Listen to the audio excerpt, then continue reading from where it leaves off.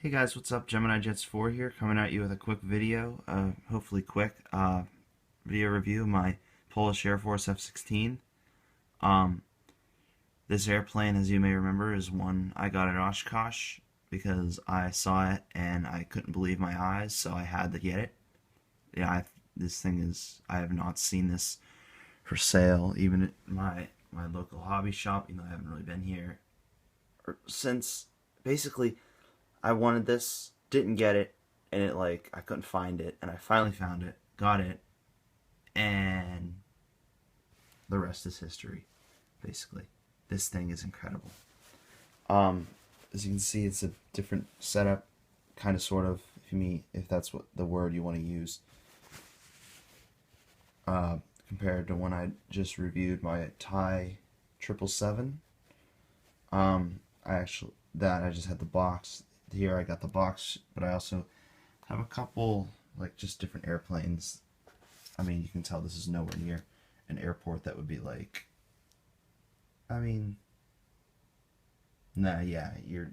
it's not gonna, this would never happen because, yeah, you never see this kind of tail shot. Yeah. So basically, just a bunch of airplanes that I really like. Obviously, those 200s, they're awesome. Then my 225, it's the 225. Not much to say about that. Lufty 748, same. It's a Lufty 748. It's rare. Not much to say about it. A United fan. Lufty fan. I love the AA 777-300ER in 1400. Delta, the Delta fan as well. Only 1400 U190. First MD-80. Having trouble finding that. First Gemini jet. So, definitely a bunch of my collection highlights. So, yeah. Nice, got a nice kind of backdrop for this. So yeah, let's get moving. I'll show you the box at Oshkosh. I did pick this up for $75. I know it's kind of small for $75, but for how hard this thing is to find, I was willing to pay $75 for this airplane, and I'm very much happy with it. So yeah, let's take a look at the box. They always put a label right there. It's telling you which version of the airplane it is. My both of my F4s have that. Or no, two of my three F4s have that, because the F4JUK that I have still at Riddle is an older one that does not have that. But my F4D and my F4B both have. They have a common F4 box, and they just have a sticker that says it's Terrible Tyke or from VMFA 122. Yep, VMFA 122. So yeah. Yeah, it's just a normal F-16 box for Hobby Master. Not that I would really, know, but, normal box. It's got the airplane all over it. And then, which is obviously the label, like I said, 172 Air Power Series, Hobby Master, blah. So we'll put the box there. We'll take a look at this thing. So we'll start with the nose. I got the radome here, lighter color gray radome with the pitot tube. Moving back, it's getting stuck on my little tape there for the matte. I was trying to say pat, I don't know why, but yeah. So then you got the canopy. It does open. It has some, instructions in the box. I want this. Let's go like that. That's what I did before. So canopy does open a little. It doesn't like to stay, but see, the canopy does open. It, you know, I kind of wish it was like the replaceable ones, like the front canopy on the F4s. And let me get a different hold on this on my phone so I can kind of show you inside. It's got the seat that's kind of back at an angle, like the F-16 always has.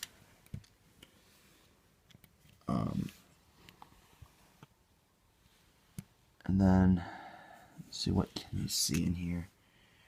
You know what? Let's get some better light. Let's go. There you are. Kind of see in there just a little bit. You see all the panels and switches and buttons. See, it's the HUD. And there's a clear plastic HUD in there, which is really nice. It's kind of hard to, because this thing, because the canopy, you can see, doesn't like to stay up. I have to kind of hold it like that. So that kind of makes it difficult to show you some details, but that's fine. I mean, it's not like someone's gonna specifically look in the canopy, like inside the cockpit, to find out if it's a good model or not, because that's somewhat small. Because if you're looking at it like this, I mean, whoop-de-doo if it's got a detailed cockpit. So, let's focus first. There we are, and we'll continue on with the rest of the airplane. We got the 20mm cannon, comes out there and shoots people, or airplanes, whatever you want to call it, or whatever it needs to shoot at. Then you got your refueling receptacle right there on the top. You got your CFTs here and here. Then at the wing, good wing details. Hobbymaster always has incredible details on their models. And you got a permanently attached AIM-120 AMRAAM.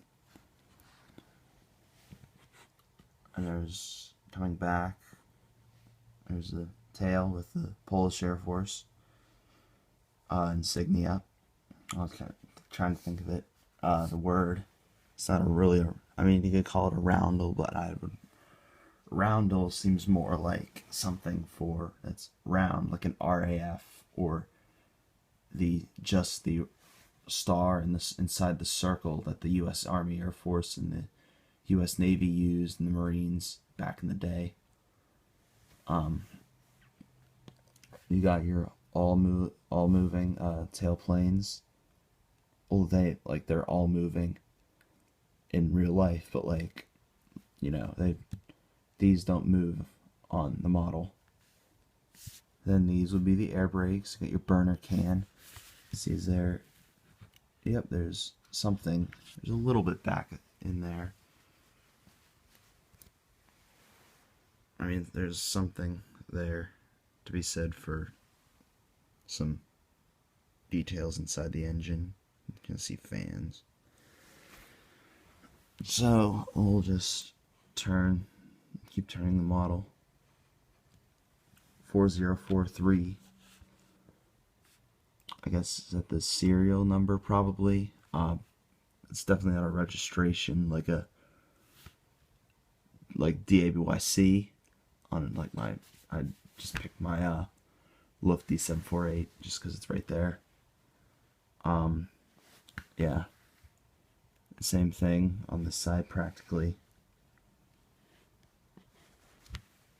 And then there's not really much. You could basically see the top from some of the views from the side, so there's not really much to show you there. But there is on the bottom, really nice bottom detail.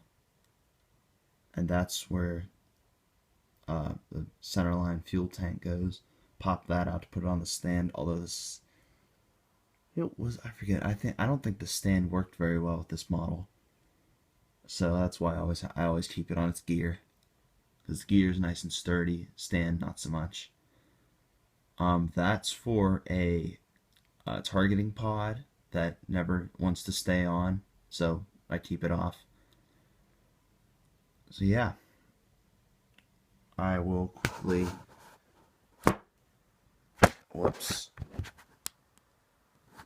I'll quickly throw some, stupid phone, I'll quickly throw some weapons on here, and then I will show you what it looks like, and then I will wrap up the video, because this is starting to get long. 11 minutes, jeez. So here, centerline tank, got my wing tanks already on, and then there are the middle pylons or weapon stations on each wing can be fitted with either JDAMs, Joint Directed Attack Munitions, or AGM-65 Maverick air-to-ground missiles. And then that's the only one that has options.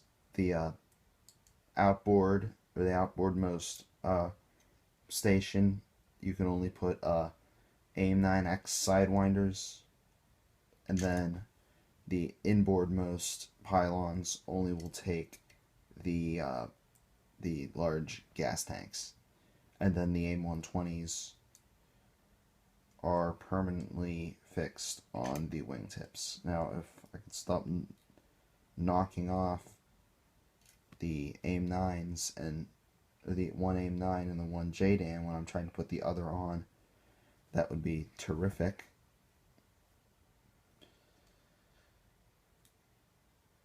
I think I finally got it. I did. And there you are. One fully armed and operational Polish Air Force F-16C Fighting Falcon.